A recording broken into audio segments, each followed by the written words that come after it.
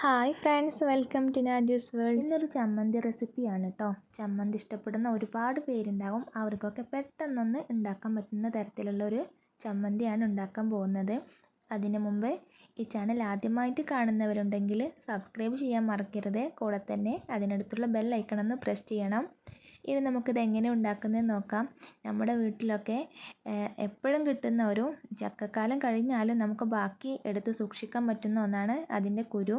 അത് കൊണ്ടാണ് കേട്ടോ ഒന്ന് ഉണ്ടാക്കാൻ പോകുന്നത്. അതിന് വേണ്ടി കുറച്ച് വറ്റൽമുളകും വേണം, കുറച്ച് പുളിയും വേണം കേട്ടോ. പുളി കുറച്ചെടുത്താൽ മതി. നമുക്കിത് ചുട്ടെടുക്കാം. അത്യാവശ്യം കുറച്ച് വേവുള്ളത് കൊണ്ട് നന്നായി കനലിലിട്ടിട്ട് ചുടാൻ പാടുള്ളൂ, എന്നാലേ ഇത് വെന്ത് കിട്ടത്തുള്ളൂ. ഞാനിതെല്ലാം ചുട്ടെടുത്തിട്ടുണ്ട്, വറ്റൽമുളകും ചുട്ടെടുത്തിട്ടുണ്ട്. ഇനി ഇതെല്ലാം കൂടെ നന്നായിട്ടൊന്ന് ക്രഷ് ചെയ്തെടുക്കണം. മിക്സിയുടെ ജാറിലേക്ക് കുറച്ച് ഉപ്പിട്ട് കൊടുത്ത് ചക്കക്കുരു ഒന്ന് പൊടിച്ചിട്ട് ചേർക്കണം കേട്ടോ, അല്ലെങ്കിൽ പെട്ടെന്ന് അരഞ്ഞ് കിട്ടത്തില്ല. ഇനി അതിലേക്ക് ഉണക്കമുളകും ചേർത്ത് ആദ്യം ഇവ മൂന്നും കൂടി ചേർത്ത് നന്നായിട്ടൊന്ന് ക്രഷ് ചെയ്തെടുക്കാം. അതിനുശേഷം അതിലേക്ക് വെള്ളത്തിലിട്ട് വെച്ച പുളിവെള്ളം കൂടി ചേർക്കാം.